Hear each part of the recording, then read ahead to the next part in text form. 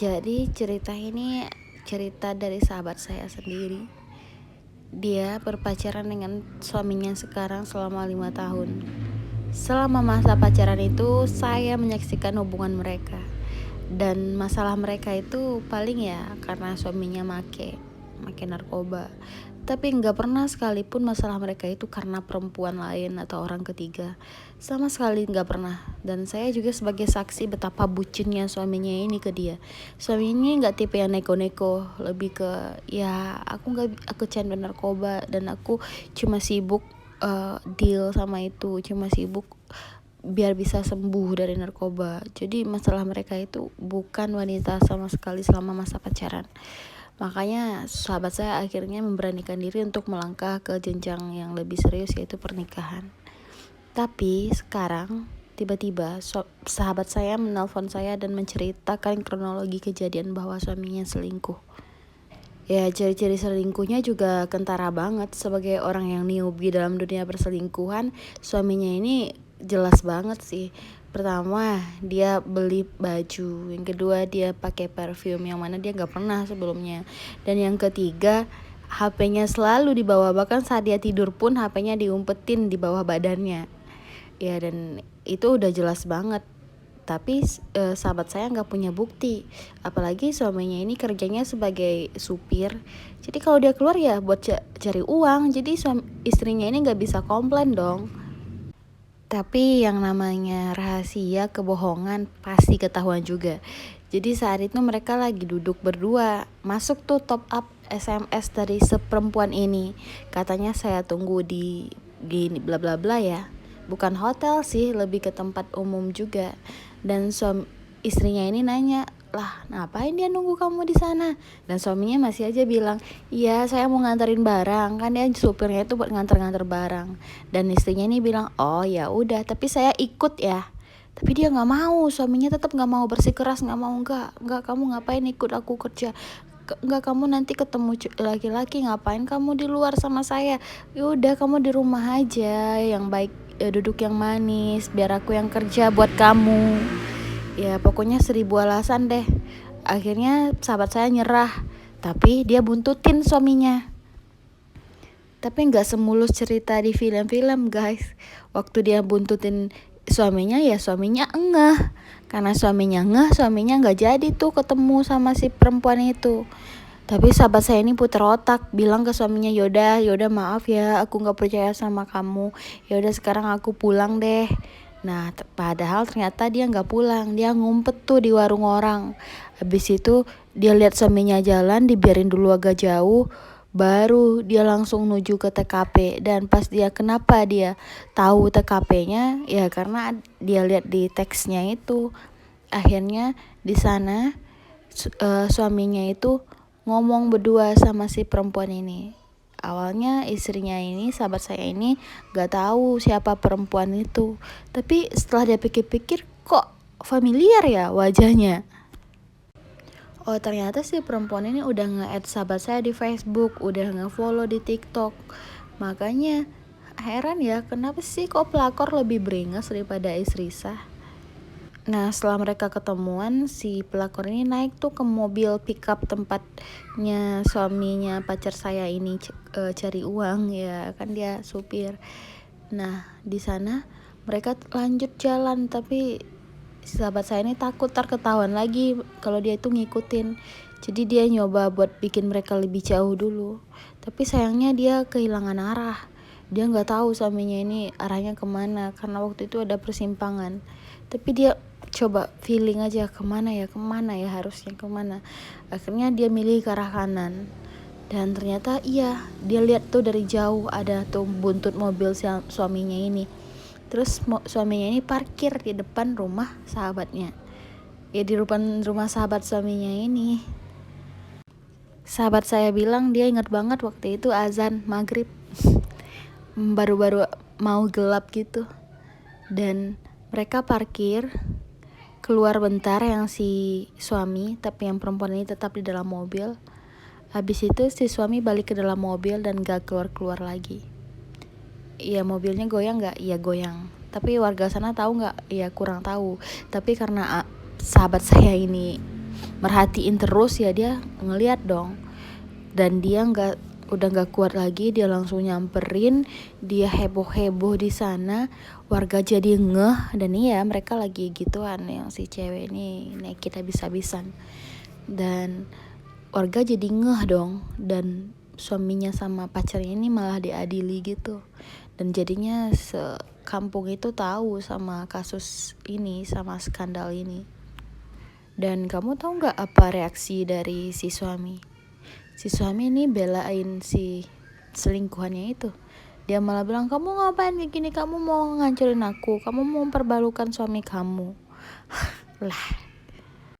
Dan hari-hari berikutnya si suami bukannya minta maaf, malah udah kayak, iya udah terang-terangan aja depan si istri, kayak pergi berkencan sama si cewek ini. Akhirnya sahabat saya ini udah gak tahan, akhirnya dia datengin keluarga si perempuan pelakor ini. Dia bilang ke ibunya, ibu, anaknya kok dibiarin gangguin suami orang segala macem. Nah ternyata ibunya ini ngadu sama si anak lagi kencan sama si suaminya ini. Dan akhirnya dia marah, akhirnya dia nge-text sahabat saya, dia bilang, ya udah ayo kita ketemuan. Dan akhirnya mereka ketemuan di Pertamina. Nah waktu itu hari udah malam, jam 2 malam baru dibalas chatnya. Dan nekat si istri pergi ke Pertamina sendirian pakai motor. Nah dia datang tuh ke Pertamina sama si suami sekalian. Di sana mereka jambak-jambakan habis-habisan. Dan di sana si suami malah bilang kayak gini, puas nggak kok aku belain dia daripada kok? Iya, si suami ini lebih belain si pelakor ini daripada istrinya. Di situ istrinya ini diem. Oh ternyata sekarang udah jelas, ya udah deh. Akhirnya mereka pergi ke arah gor. Ngapain coba minum ya, gaya hidup nggak jelas.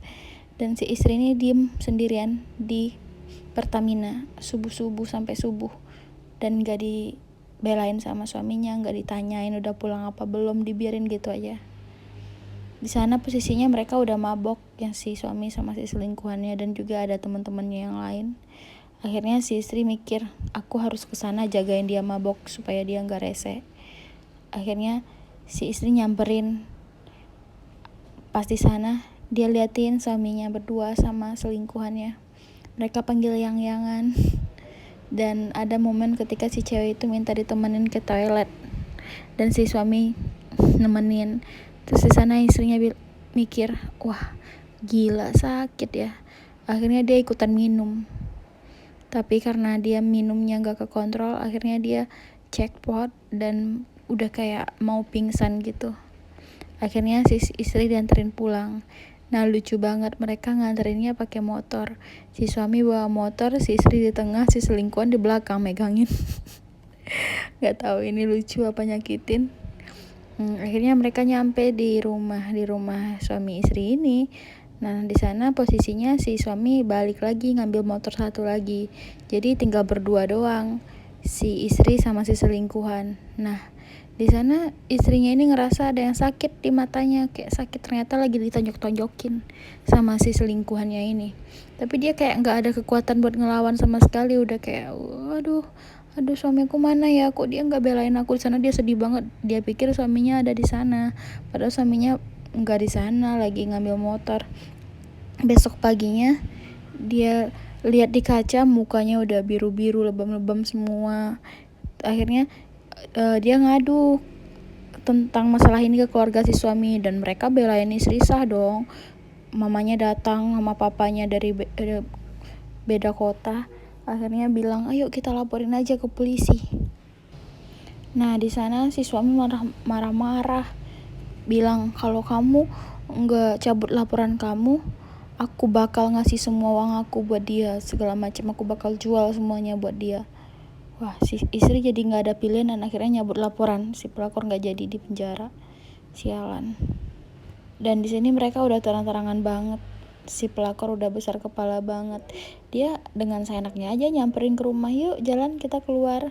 Mereka udah terang-terangan dan sampai semua warga di sana udah tahu. Sampai pada nanyain ke istri sah, Mbak, suaminya kok dibiarin kayak gitu? Akhirnya mereka cerita. Ternyata perempuan ini udah dibawa sama hampir semua lelaki nakal di kampung itu, kayak udah digilir-gilir aja sama semua orang. Dan dia juga isunya ada penyakit kelamin dan pernah operasi juga karena kondisinya ngedrop. Karena penyakit kelaminnya ini dia jadi dioperasi.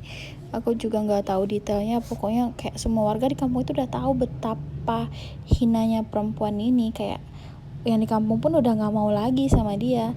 Nah, kenapa si suami mau? Ya mungkin karena mereka baru pindah ke kampung itu, jadi mereka nggak tahu track recordnya si perempuan ini. Dan si istri ketakutan dong. Terus akhirnya suatu hari dia ngerasa kok bau banget ya. Malah si suami ini juga bilang ke dia, kok punyamu bau banget ya? Si istri langsung marah-marah dong, selama ini pernah gak punya aku bau? Kamu tuh bawa penyakit ke rumah, kamu udah gak sayang sama aku. Dan si suami ini cuma diem aja. Dan istri ini gak berani periksa ke dokter, takut nerima kenyataan. Gitu aja terus hari-hari mereka, udah kayak neraka. Di rumah pun mereka udah jarang ngomong katanya. Tapi suaminya masih sering minta ML sama dia. Nah, kalau abis ML di luar, suaminya di rumah jadi makin ganas katanya.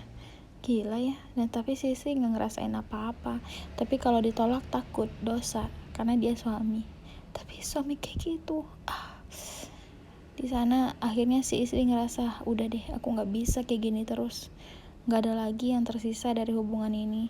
Malah si suami terang-terangan bilang ke semua orang kalau dia udah lost katanya sama istrinya, udah gak ada sayangnya. Dia ngaku ke orang tuanya juga, tapi di sini peran orang tuanya kuat banget sih. Orang tuanya mohon-mohon sama si istri, tolong jangan dulu. Mungkin ini cuma salah satu ujian dari Tuhan. Kan selama ini dia gak pernah selingkuh juga sampai kayak gini. Please pertahanin dulu, sabar dulu. Mama bakal berusaha sekuat tenaga buat cari jalan keluarnya. Akhirnya mamanya pergi kayak ke dukun gitu, dan dukun itu bilang kalau si suami dipelet sama perempuan ini. Tapi si istrinya ya percaya nggak percaya aja sih, karena setelah diobatin di dukun pun mereka masih tetap lanjut. Jadi nggak tahu poinnya apa. Akhirnya ya udah, si istri bilang aku bakal pergi dari sini dulu, aku bakal tenangin diri dulu, dia mau pulang kampung dulu. Nah, saat dia mau pulang kampung itu malamnya, dia muntah-muntah, mual-mual. Akhirnya dia beli tes pack.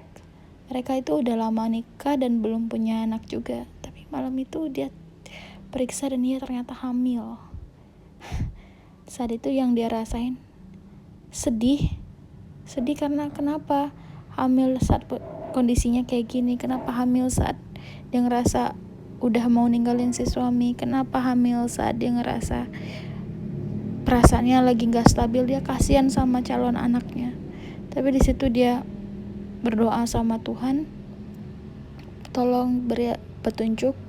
Dan di sana dia merasa dikuatkan. Dan akhirnya dia memilih untuk tidak mau terlalu terlibat secara emosional dengan perilaku suaminya ini, karena yang penting dia harus tetap stabil demi anaknya. Di sana dia udah ngerasa ya udah deh, terserah kamu mau ngapain, yang penting aku harus sehat secara mental, secara fisik, demi anak aku. Waktu itu dia lihat ada teks masuk, yang kok aku nggak ditelepon, kata si pelakor ini. Dan dia bilang ke suaminya, ini nih pacar kamu ngechat, balas dong. Dan di sana dia udah nggak ngerasain apa-apa lagi. Akhirnya dia memutuskan untuk balik ke kota asalnya. Di sana si suami juga tiba-tiba berubah. Dia jadi ngikutin istrinya ke daerah asalnya dan nggak ngubris sedikit pun si perempuan ini. Sampai si perempuan ini ngechat bilang, kok kamu ninggalin aku, kok kamu gak ladenin aku lagi, kok kamu gak bertanggung jawab sama aku, segala macem. Di sana benar-benar suaminya nunjukin kalau dia udah gak ada sama sekali sama si pelakor ini, di saat si istri udah gak menginginkan itu lagi. Terus istri ini waktu itu lagi sholat, si suami itu duduk di depan istrinya dan dia nangis. Si istri juga ikutan nangis di sholatnya. Tapi istrinya ngerasa benar-benar udah gak bisa lagi, karena dia udah tahan setahan-tahannya sampai dia berdamai dengan perasaannya sendiri. Akhirnya Si istri minta cerai, tapi si suami gak mau cerai dan keluarganya juga gak mau. Si istri tetap ditahan, seenggaknya sampai anaknya lahir. Karena istrinya ini memang gak mau ada drama di tengah kehamilannya ini, jadi dia ya udah tunggu sampai anak lahir. Oke. Gak ada perlawanan. Jadi mereka belum bercerai saat itu. Saat setelah anaknya lahir, si istri nagih lagi, ayo kita ceraikan aku, kita ke pengadilan agama. Tapi tetap mereka sekeluarga gak mau, mohon supaya jangan cerai. Tapi akhirnya keluarga istri yang bertindak. Kayak anaknya memang udah tersiksa, udah gak bisa merasakan cinta lagi dengan suaminya. Jadi tolong ikhlaskan. Akhirnya mereka mengurus perceraian. Di tengah mengurus perceraian ini, si suami kecelakaan. Katanya orang dia sengaja. Dia balap-balapan liar dan dia kecelakaan. Saat dia kecelakaan, si istri datang. Si istri menangis, tapi bukan menangisi seorang suami. Katanya di sana dia seperti menangisi sahabatnya, orang yang sudah bertahun-tahun bareng dia, tiba-tiba dalam kondisi yang memprihatinkan. Saat itu kecelakaannya lumayan parah. Di rumah sakit, si istri berdoa bersama-sama dengan keluarga suami. Mereka semua menangis dan saling meminta maaf. Saat mereka menangis, mereka tidak mengatakan sepatah kata pun, tapi seperti semua orang sudah sama-sama tahu apa yang ada di pikiran masing-masing. Semuanya menangis, saling peluk, dan saling berdoa kepada Tuhan untuk kesembuhan si suami ini. Lalu kemudian si istri pulang ke rumah. Dia tidak bisa berlama-lama di rumah sakit karena anaknya masih menyusui di kala itu. Lalu dia mendengar kabar dari saudara laki-laki suami ini bahwa si selingkuhan datang ke sana. Dan si selingkuhan ini bilang, jangan suami saya jangan sampai meninggal, suami saya jangan sampai mati, segala macam. Akhirnya si keluarga ini walaupun masih dengan wajah sinis bertanya, suami sejak kapan? Ternyata mereka sudah nikah siri. Dan selama si suami ini memohon untuk kembali lagi dengan si istrinya, ternyata dia masih tetap lanjut dengan seselingkuhannya ini. Mereka masih saling ketemu. Mereka masih berusaha ketemu. Kadang si selingkuhan terbang ke kota tempat si suami ini, nginep di hotel segala macam. Ternyata dia memang gak pernah berubah. Di sana keluarga semakin sakit mendengar semua pernyataan dari si pelakor ini. Lalu mereka mengusir si pelakor ini dan berkata, kamu tidak akan pernah menjadi menantu saya. Bagi saya kamu bukan manusia. Sekarang sahabat saya sudah bahagia. Dia bahagia dengan anaknya yang cantik dan suami barunya. Suami yang lama, akhirnya dia meninggal dunia. Sahabat saya sekarang merasakan kasih yang luar biasa dari suami barunya. Tapi di satu sisi dia tetap merasa, what's next? Kayak apa yang akan terjadi selanjutnya? Dia merasa hidupnya tidak akan bisa sepenuhnya sebahagia ini.